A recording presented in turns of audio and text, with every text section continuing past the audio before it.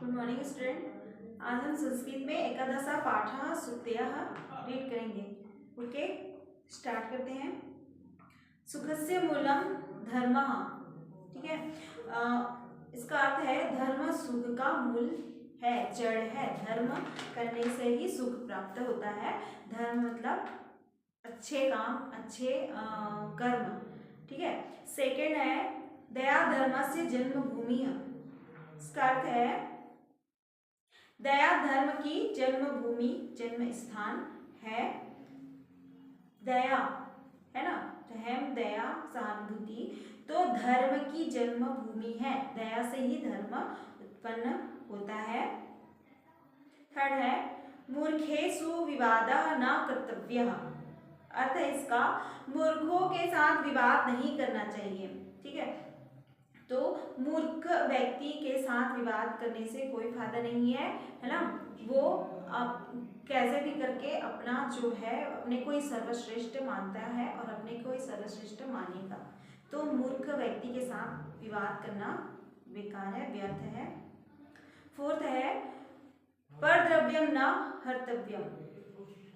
ठीक है, इसका अर्थ है दूसरों के धन का हरण नहीं करना चाहिए। हरण मतलब उसको चुराना नहीं चाहिए, दूसरे के धन का हरण नहीं करना चाहिए, चुराना नहीं चाहिए, उसको हड़पना नहीं चाहिए।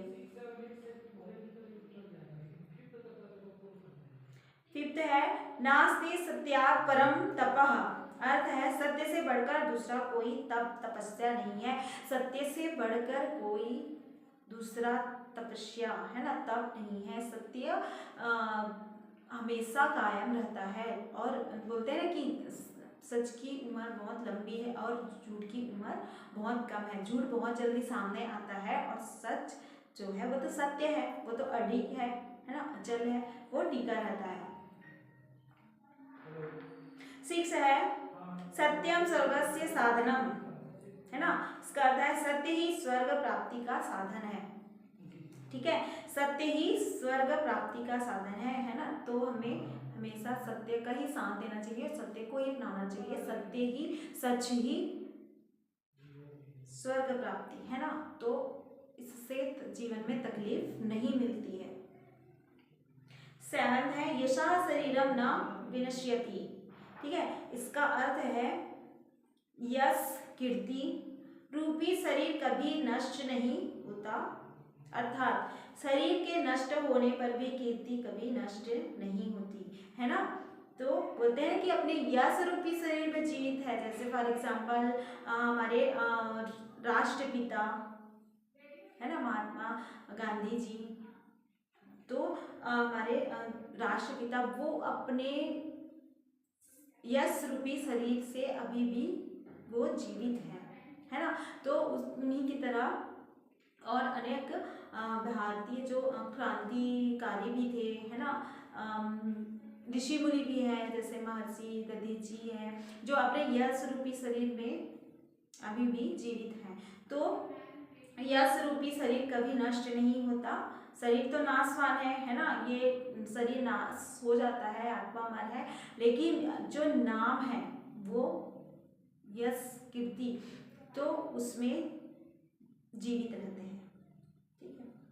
8 है ना दिवा स्वप्नम कुर्यात्। इसका अर्थ है दिन में स्वप्न नहीं देखना चाहिए, अर्थात केवल कल्पना लोक में भ्रमण नहीं करना चाहिए। केवल सपने देखने से ही कुछ नहीं होगा है ना, केवल कल्पना से ही, कि सोचने से कि ये हो जाएगा वो हो जाएगा।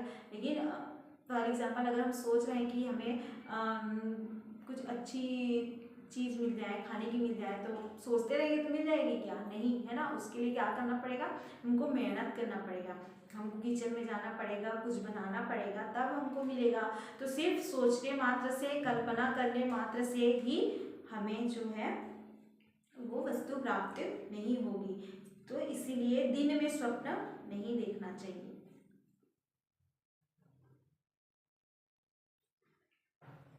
9 है नास्त्य अहंकार शमः शत्रुः। ठीक है, तो अहंकार अर्थ है इसका अहंकार के समान कोई दूसरा शत्रु नहीं है ना। अहंकार घमंड के समान कोई दूसरा शत्रु नहीं है, वो स्वयं को खत्म है ना कर देता है। अहंकार घमंड जो है वो जो घमंड करता है उसको ही वो खत्म कर देता है। जिसके अंदर अहंकार भरा है वो उसी को धीरे धीरे धीरे धीरे खा जाता है। तो अहंकार के समान दूसरा कोई शत्रु नहीं, वो सबसे बड़ा शत्रु है, दुश्मन है। 10 है, लास्ट है, न संसार भयम ज्ञान बताम।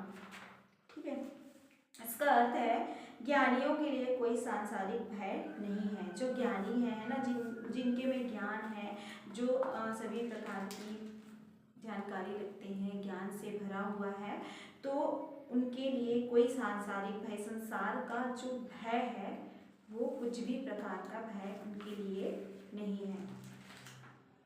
ठीक है, ये चैप्टर सुक्ति कंप्लीट हुआ।